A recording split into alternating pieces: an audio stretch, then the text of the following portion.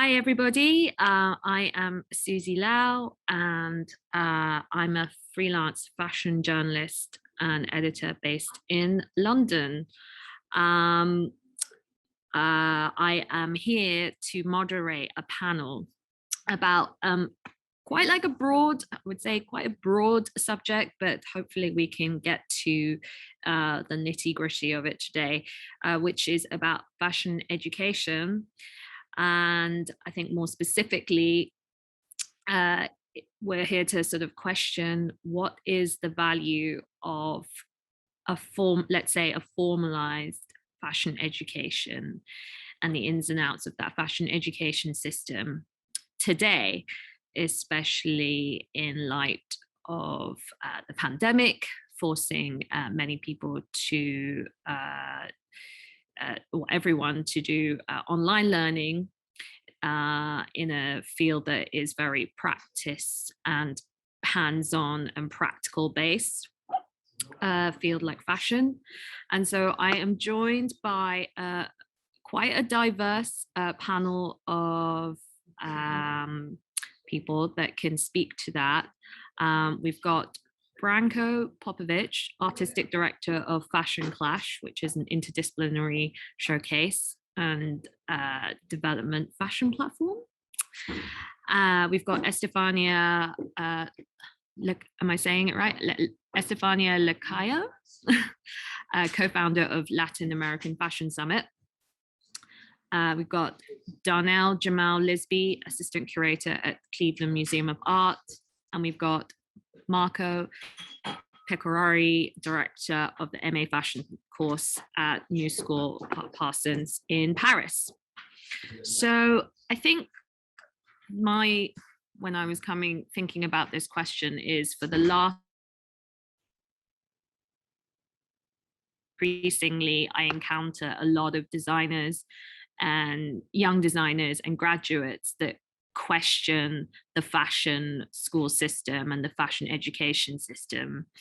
In a survey conducted by One Granary, 42% from a pool of 782 people have actually postponed their plans to begin their fashion studies. So they're putting it off for many different reasons, like prohibitive costs, access, maybe thinking that actually the fashion school system produces quite a lot of graduates with no jobs as an end prospect.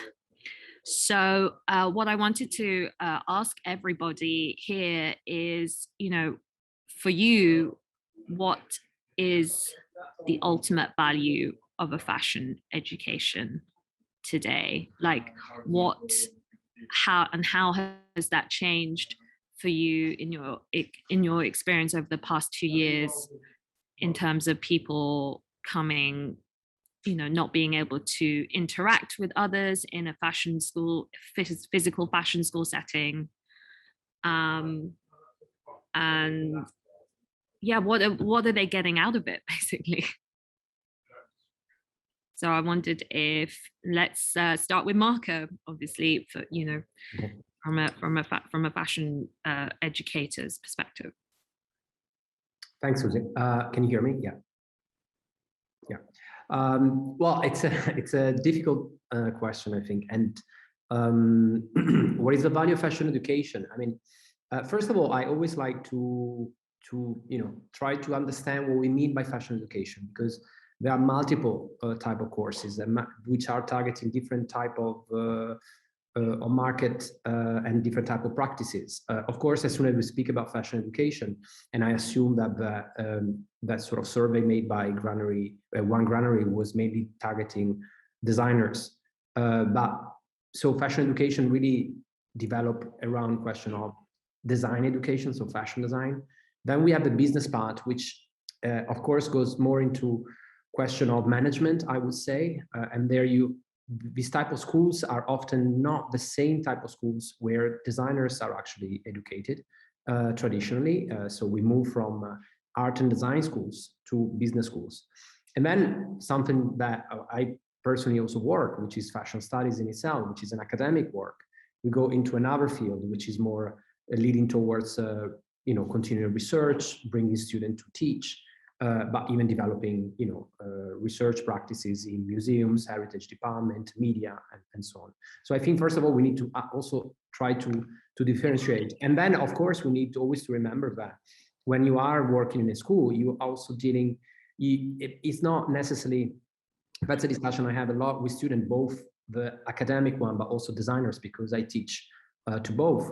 Is that there is also sometimes a misunderstanding of what the function of the school is. I mean, the function of the school is to teach, of course, practices, but is not what we often say. It's not it's not the job of the school to find job for students.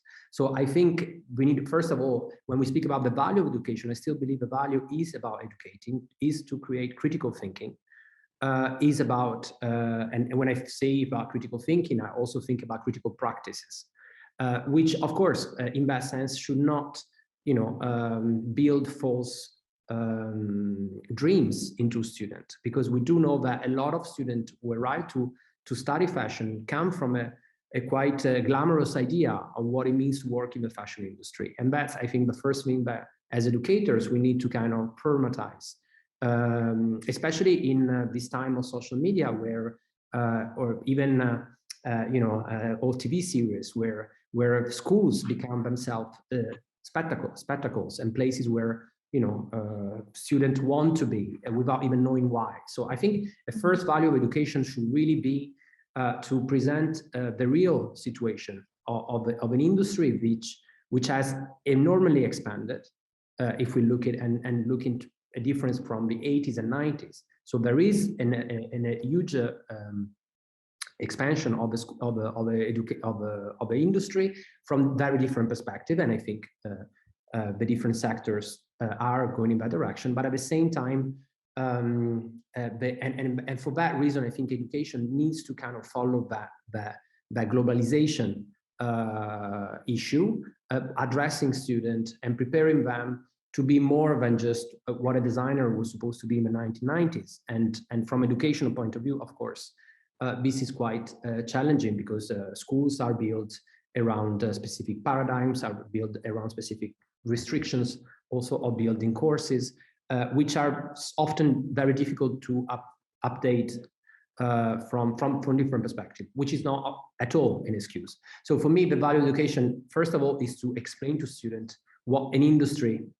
the industry that they want to work in, and on the top of that, build a critical way of thinking about the industry. And this is, again, is not just from an academic point of view, but more and more, and of course I'm working at Parsons, the new school, but I do have colleagues and I work in our university, more and more, even this question of critical thinking is bridging also within the Department of Fashion Design, for example, where, for example, I teach research, which is applied to fashion design, which does not mean teaching pure theory, but it means actually to bring people who are working in the industry and explain what research has become today, and how actually, for example, research can become a tool to follow these critical questions that the industry is now facing. Branko, Estefania, I wondered if you could maybe also speak to, I guess, like your interactions with that stage of, let's say, like fashion designers that have just emerged from school, graduated, whether you've sensed that what they've gotten out of their courses or their respective, their experiences at schools, is there, do you also sense like somewhat of a disillusionment with the system, or what excellent question. There's a few aspects of my answer to the question. I'm gonna actually go back to jump in to give a few comments to what Marco was saying. So I was born and raised in Nicaragua, where there's no fashion school in Nicaragua. I went to school in 1999 to Boston. I mean, I've been very privileged that my family had access to send me to school in Boston, but really, if I wouldn't have had that access, I wouldn't have had access to studying fashion back home. It's actually something very, very new in some of the countries in Latin America, which is what we cover with Latin American Fashion Summit. that they've had now a few fashion courses. So that's one component. Back in the day when I went to school, it was really interesting because I do think it was really important that I went to school because I had absolutely no, this is 1999 before social media where students are bombarded with so much access to knowledge, which I didn't have in 1999, right? So back to that question is, I think so much has changed, and that's why the reason that schools are reinventing themselves and changing with times, because it's much, if you would have asked me this 20 years ago, I would have told you 100% because, we didn't have access to so much knowledge that we do now, right? Today, it's a different story. All these young generations have so much access to content, to influencers, to content creators, to teachers, to Zooms, to beautiful summits all over the world, like this one that we're participating right now. That didn't happen 20 years ago. And that is the reason why us at Laughs, we created the Latin American Fashion Summit, because I was seeing that there's a lot of students all over Latin America, a lot of entrepreneurs getting out of school, but they didn't have access to the real leaders. And that's really the reason why I created this platform, because I noticed that was lacking from the schools, that they were graduating from school, but the reality is like they didn't, if it wasn't the fashion designer, they didn't have access to the buyers. They didn't have access to the fashion directors. They didn't have access to the editors. Really, now the industry's starting to evolve and change, and we're talking now about inclusivity, but really, I've been working in New York for 20 years. I mean, no one in the last 50 years had ever asked me, what Latin designer would you recommend? I mean, that's very recent, So I think it's changing. I think it's a really good opportunity for students now and for young designers, because I wish I would have had the access that they have now. I think if you ask me now, if I think the value proposition is still there, I think if you're a fashion designer, 100%, you need to go to design school. I think if you're going into fashion merchandising, I'm not quite sure. I think internships might be so much more necessary. I'm a huge, I started my career working at Vogue, doing all my summer internships at Vogue USA.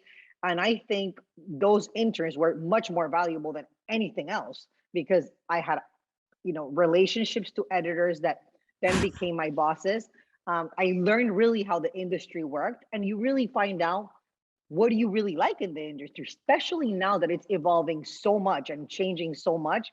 You might have an idea what something is, but until you really get your hands dirty, you're really going to understand. So my advice to everyone listening right now is do as many internships as possible. I mean, they're so important. I think I love that, we partner with a lot of universities all over the world today. And what we do is like, we create like 2-week master programs. I think like 2-week programs are really great that a lot of universities are offering. It's cheaper than a big investment of 2 years that you're studying something. So I would also highly advise that. I don't know if that answer your question. No, there's a lot to get into that. I mean, there's like a few subjects to get into. Is that okay? So when we talk about like the practical courses that require, really like literally you're dealing with the practical elements of fashion design. Obviously, everyone can see the value in that and in those courses. So then, but then in recent years, there's been such a huge proliferation of business-led courses in different institutions. And I personally also have the feeling is that some of them maybe don't necessarily like, some of them do feel maybe a little bit like it without substance, if I'm honest. Some of the courses that I've seen, like, but so I guess it's, but then at the other flip end of it is that so often is that students always, like, graduates emerge and they say that they haven't had the business like kind of side of it taught to them. Branko, Marco, Darnell, I wondered if you could weigh into, I guess, your thoughts on this sort of business versus creativity chasm that often emerges in a fashion education setting. And yeah, I can in general add to the following previous what was said, that I totally agree with it. From my perspective, I actually started FashionClash in 2009 with my colleagues. We all studied fashion design, so I graduated in 2005 when the world was completely different. There was no social media, for example.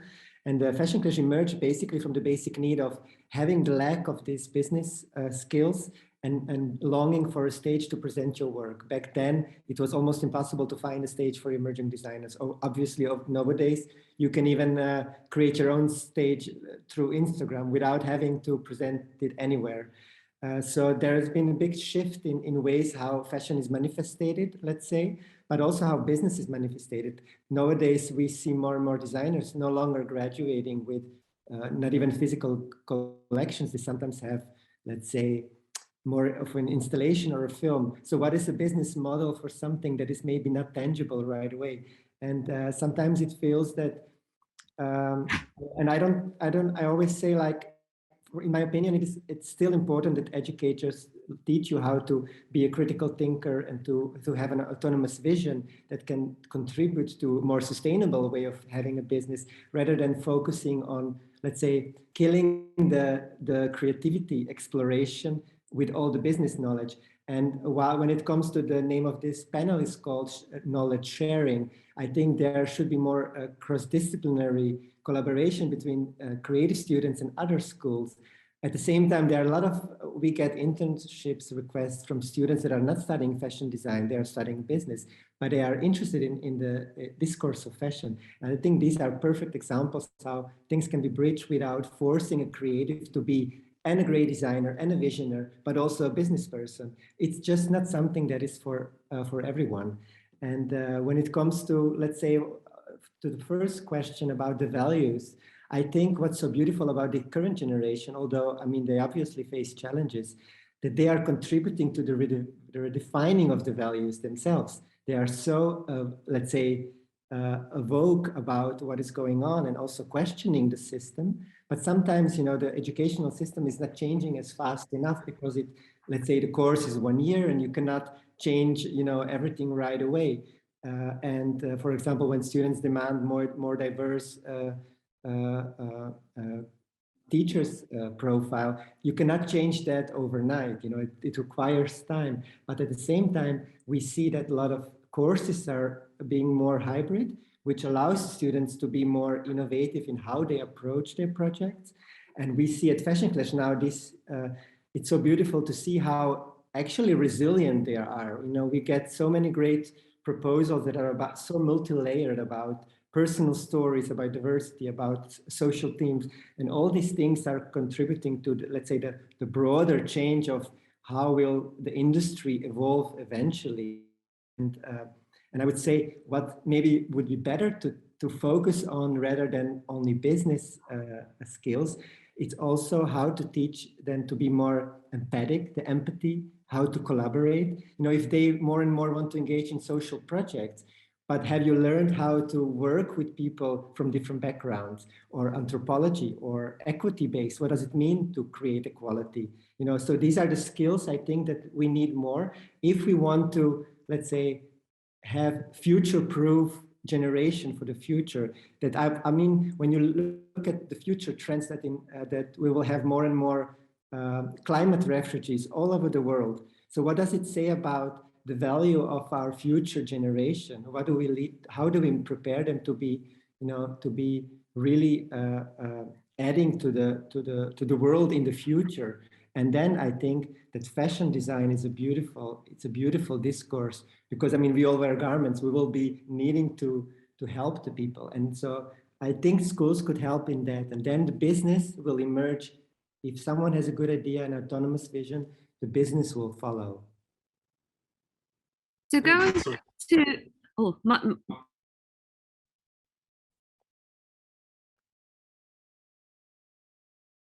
hello?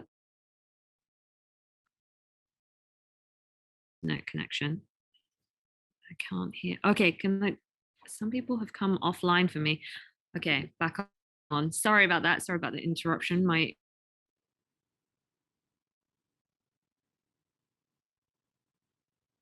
question for Darnell, actually, and I was going to direct a question. What do you think needs to be changed in fashion education? And obviously, you coming from an arts background, creator at the Cleveland Museum of Art, I wondered if you could share some thoughts. Sure. So my background, I'm a fashion curator, to be very clear. And so my background is in the history of fashion. So I had the privilege of going to FIT for all of my degrees, and including a master's in fashion and textile studies, which is the kind of the other institution to what Parsons MA Fashion Studies program. And so what we do, what I think that to the earlier point that was made about collaboration, I think that is something that at FIT we tried to encourage with our own students and the student base. Specifically, I've had the pleasure of teaching in the MFA program there.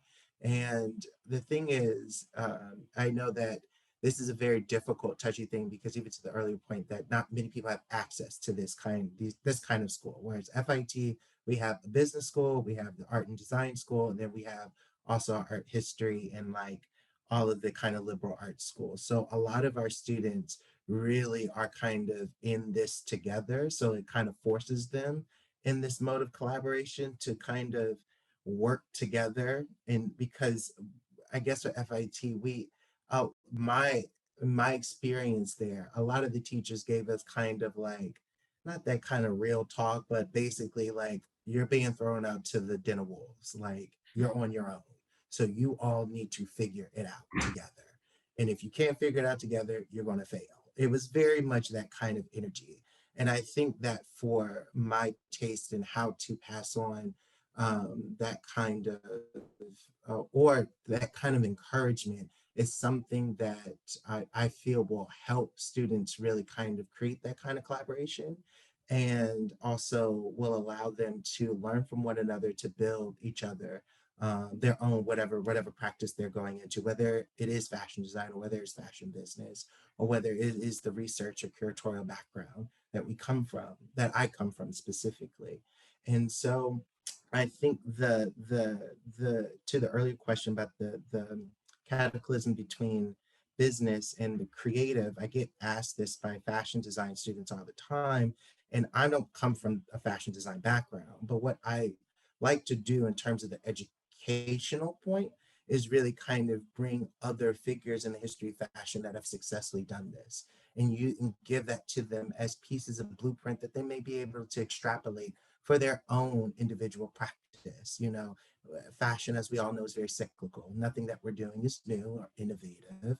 There's been someone who did this or did that for them to create the success that they've done or they've had. And so bringing that knowledge across, you know, the board, no matter what creative outlet that they've come from, has really kind of spoke a lot of motivation into a lot of the students that I've touched or a lot of students that I've taught. And so I think through that vein and giving them that kind of reality check of what the fashion industry will give you, but then also letting them know that there is this definition of passion that you have, because it's not, as early as Marco said, it's not this glamorous thing. You know, there's the industry is very large, and most of us are working behind the scenes, and most of us actually don't get paid all that much. So it's all these layers and layers and layers. So there has to be a true kind of passion that you have to have, in addition to this realist conversation about what these specific jobs can get you, and also giving them that educational tool of these are the people that have done these different things in order to have a specific type of success, you know, and also like shooting for the stars of like these kind of star figures in fashion. That's a great goal to have, but then you also need to kind of manage expectations as well. And so I think that having all those kind of very honest conversations within students, and then also directing them to whatever works for them, because even to Estefania's earlier point that sometimes internships are better. You know, I felt like I learned more in working for the Met or working for Brooklyn or working for Cooper Hewitt, like working at all these major institutions. It allowed me a lot of understanding about, did I really want to be a fashion curator?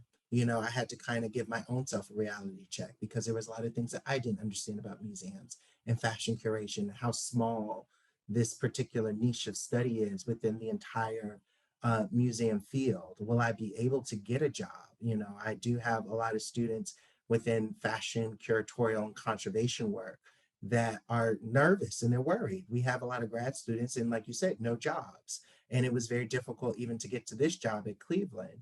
And so, you know, looking at it, you know, there has to be a drive and a passion, but then, of course, that real honest conversation.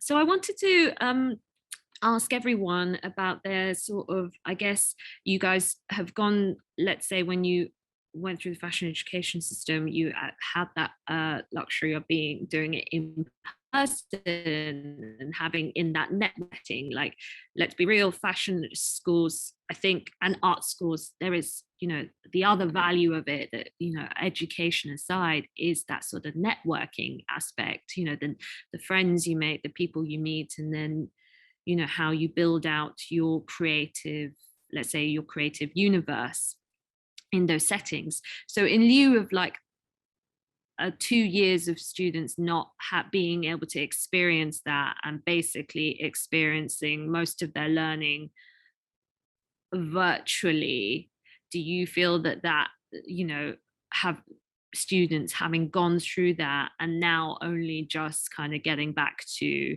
and we don't know what's going to happen in the future, we may be like you know, forced back into another more virtual settings, virtual learning. Do you think that also kind of dents, I guess, you know, further dents the value of a fashion education in a physical setting? I wondered if anyone could, kind of speak. Yeah, I'm happy to give my feedback on that. I think it's really unfortunate. I think when it comes to content and knowledge, I think what the pandemic has told us and given us is that there's so much that we could do virtually that we don't have to do physically when it comes to knowledge and content and learning in a class environment. But I still 100% agree that relationships, that contact, and that networking is beyond important, extremely important. I go back to what we were discussing with Darnell, that, you know, back internships, jobs, like you need to get out there and meet people. So I think it's very unfortunate for a lot of fashion students that I constantly speak on a daily basis that they're not getting jobs. They're not getting jobs because they haven't been able to get internships. Because really, all these companies are getting hundreds of applications when really it's just telling you the school that they've been going virtually for the past 2 years, and they have no experience whatsoever. There's also this. I think this. I don't want to generalize, but there's also this whole world of like younger generations. Some of them, not all of them. I'm not generalizing. Where they're expecting that things might be faster, that they happen faster than it really is. It takes a long time to make it. It takes a long time. And I think not giving them access to really getting out there with their hands dirty and really packing samples the way I did 20 years ago in a closet and taking them all over New York City in the rain because they don't have access to these jobs. They're not really understanding how really the industry really works. So I think it is unfortunate. I hope we don't have to go back at it. And I think I would love for them to get out there physically as well. Marco, I wondered if you could speak to the challenges of navigating that virtual versus practical aspect of, you know, how you've had to basically teach over the last 2 years. It's been very, very tough. And again, I always like to differentiate. And for more theory-based, history-based classes, I think has been less problematic. But of course, when you get into studio, I mean, there was a huge investment into technology. And again, we're talking about Parsons, which has a certain, budget to do that. I mean, I've been working in other institutions which were public institutions, which would have never be able to afford that kind of shift. So from the studio point perspective, it's been insane for the faculty perspective and of course from the student. And I think the thing that often at the beginning we're all cut in and wanted to give the best to student, and sometimes the main problem has been also issue of mental issues and difficulties of coping with school. And not only with school in terms of of content, but even the pressure of what it was said before by Estefania about this question of having the pressure of finding something and not reaching out because they were basically limited in their bedroom. And so the challenge has been huge. Someone mentioned before this term resilience, and I think that was something interesting to look from students, because they never stop hoping for something. And I think that was something that they taught us as well. So the challenges have been, as you can imagine, have been really great. At the same time, as I said, I think it's always good to try to take the positive aspect, and these have proven how students can find alternative ways. But of course, not to be pessimistic, I don't think, and I really hope that will not happen again, because I think not only was a problem from an educational point of view, but was a huge problem from a personal point of view of students. And I think, following up, the industry did not benefit either. So, the challenges were huge, and I think would be stupid to go into a rhetoric of positivity about that. No, there was no positive aspect. There were very few, which may probably have to challenge themselves a bit more. But hopefully, we will not get into that again. I don't know how. I must say, from this perspective of France, I think, for example, with my colleague in New York, was much better here because we managed. The school is smaller, and we had our students have a chance to go back to do practice-based. So all art and design school in France were allowed to go back quite early. So last year for us was almost a normal year, while in New York it was not. Back this year. So it changes. It changed completely. It changed also. I just to give you more insight.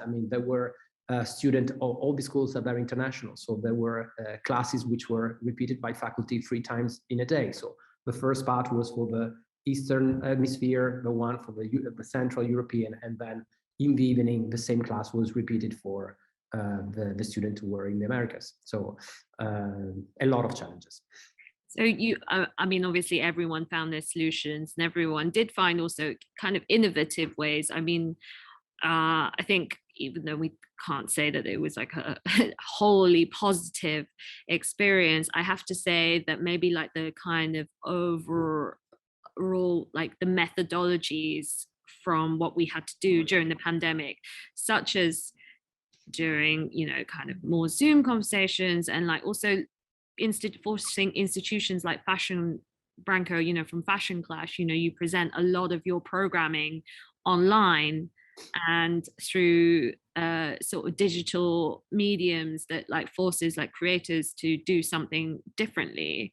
So can we maybe say maybe in 2022 fashion learning also is about like absorbing fashion culture in different ways on different platforms and different mediums, in addition to let's say the traditional of going into archives, going into libraries, doing that sort of in-person learning and absorption? Definitely. We already see in the last years, you see it in every education. For example, the emergence of digital fashion designers that are really actually managing to create a business. Like in the Netherlands, we had the Fabricant that are now having a company with multiple staff members, or in Antwerp, Mutani. And so also in London, a lot of graduates graduating with fantastic digital projects that are also about awareness and sustainability. So you see that, and I think what Marco said, we have to not forget that some are really strong and capable of adapting. And you already see in the multi-layerness of how projects are emerging from the schools.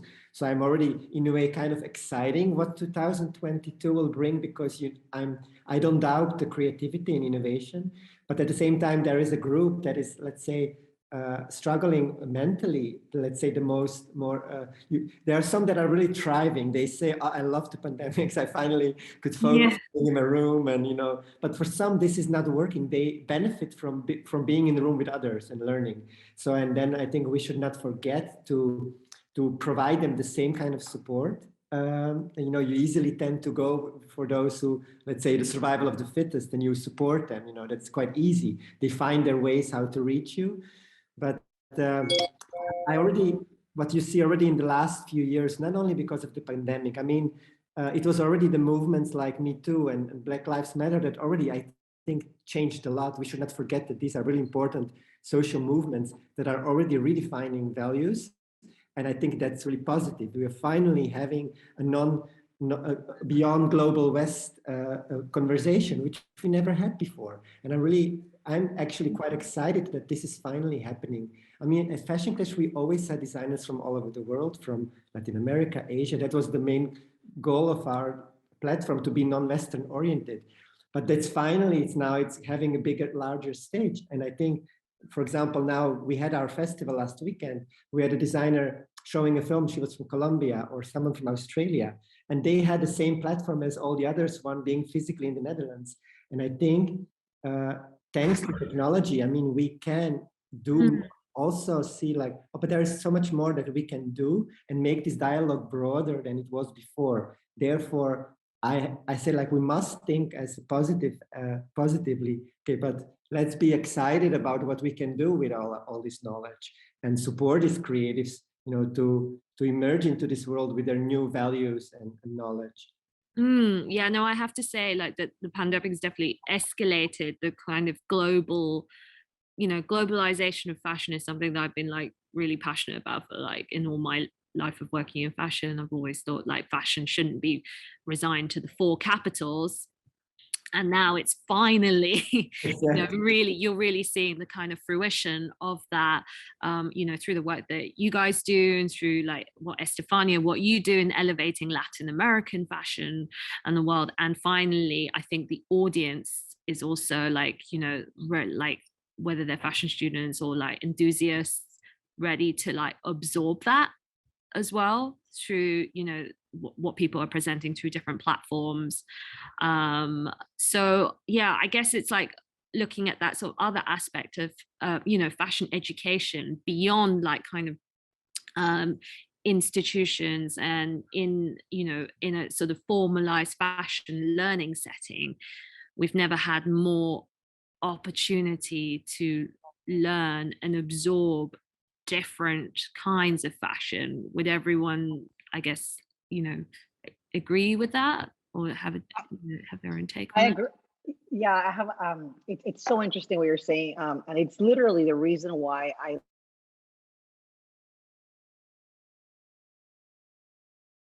what I was seeing when I was living in New York. I was starting to see how, I'm going to speak for Latin America. I was starting to notice that there was 1 or 2 designers coming out of the region that had a huge success story. And obviously because of that, a lot of the buyers and the editors started noticing the region. But when I would talk to all these entrepreneurs coming out, I would see a constant pattern. I would see so much talent, so much drive, but they were completely clueless about how really the industry would really work, because, they didn't have access to any of these leaders.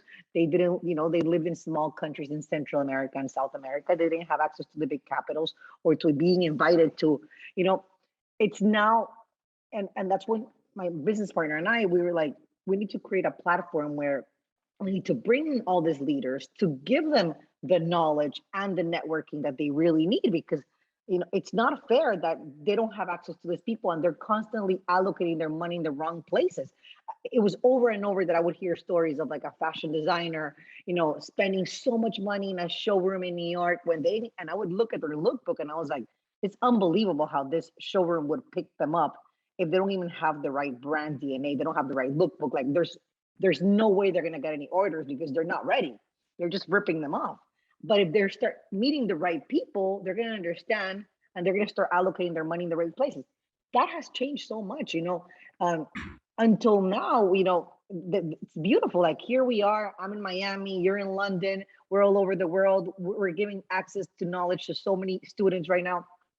I do a summit for Latin design. I mean, it's unbelievable that they now have this type of access. That has democratized. I think that's so positive. The fact that, when I started my career, like, there was a few different summits all over the world, but really, if you didn't have an invitation, like, for business of fashion, you have to get invited.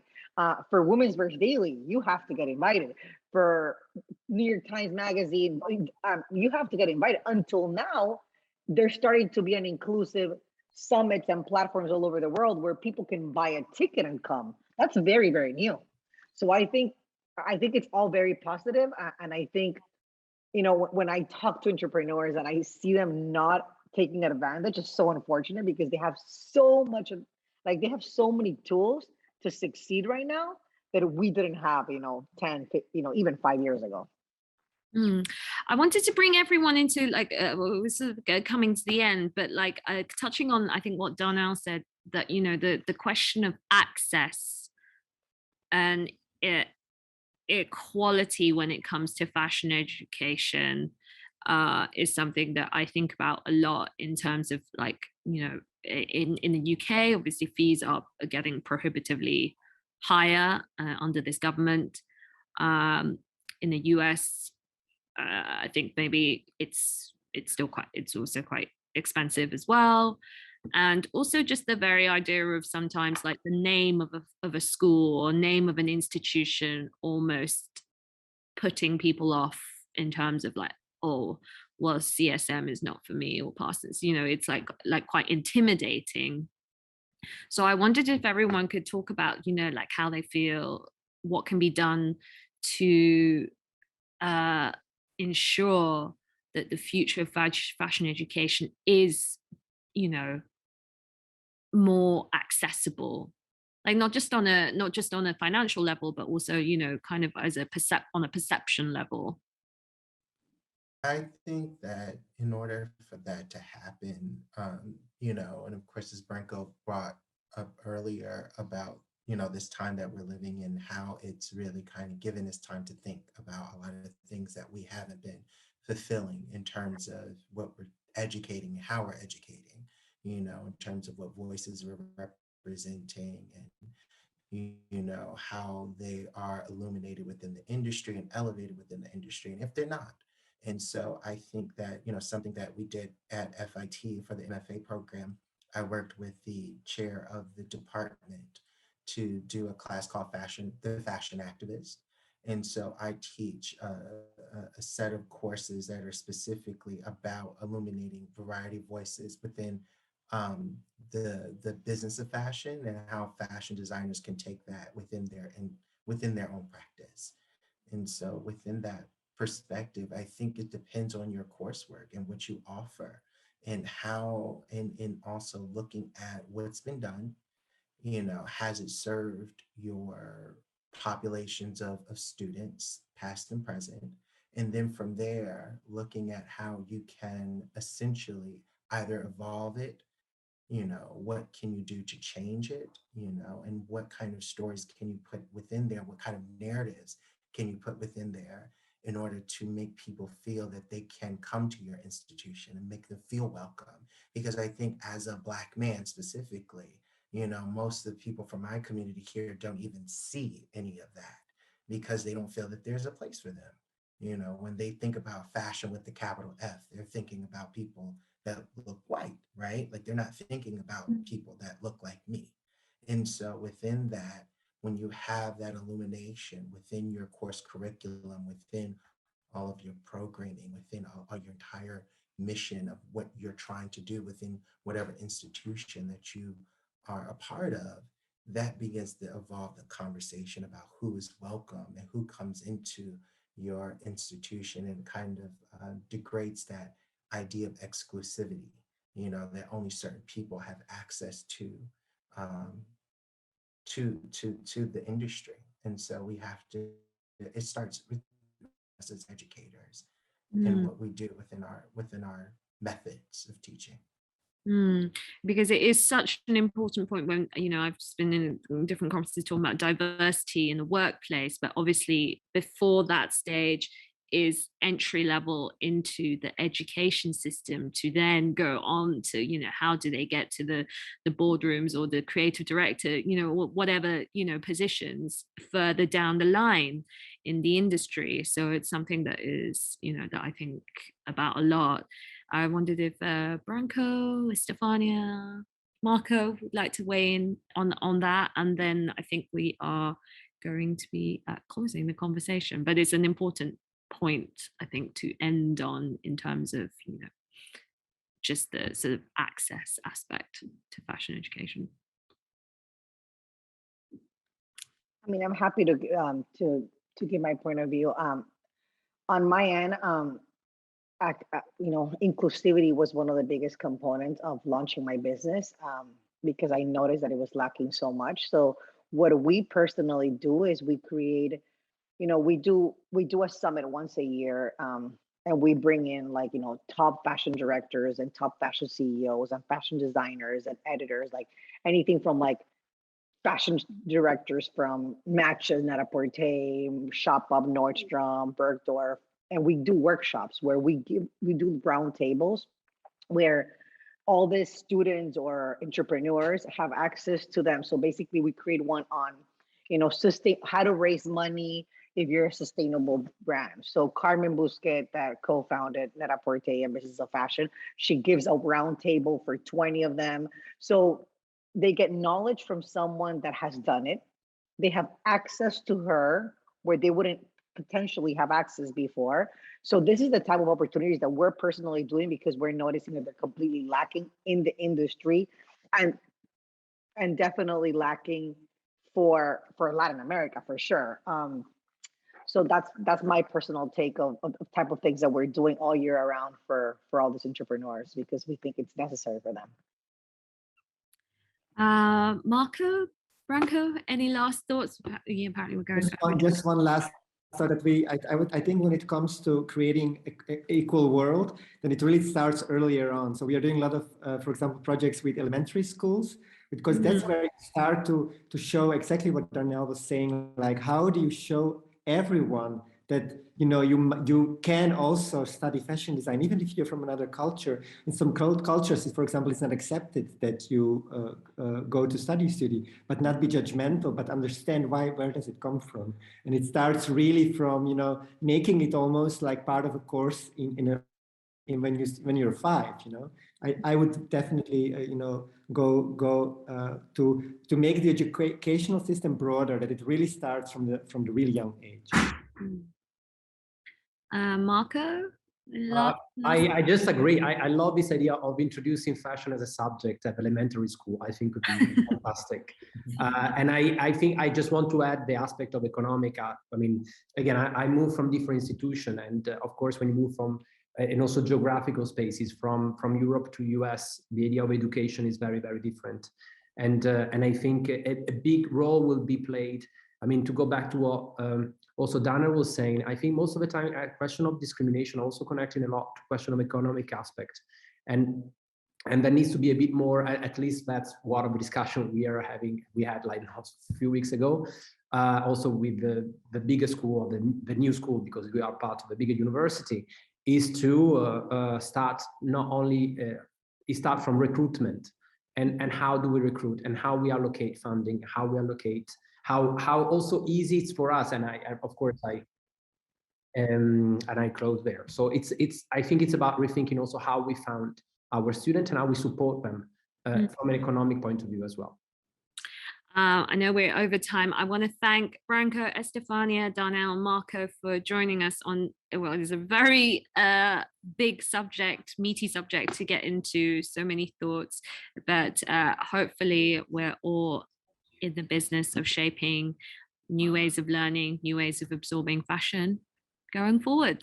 I want to thank everyone for joining me on this panel. Thank you so much for tuning in. Thanks. Thank you. Thank you.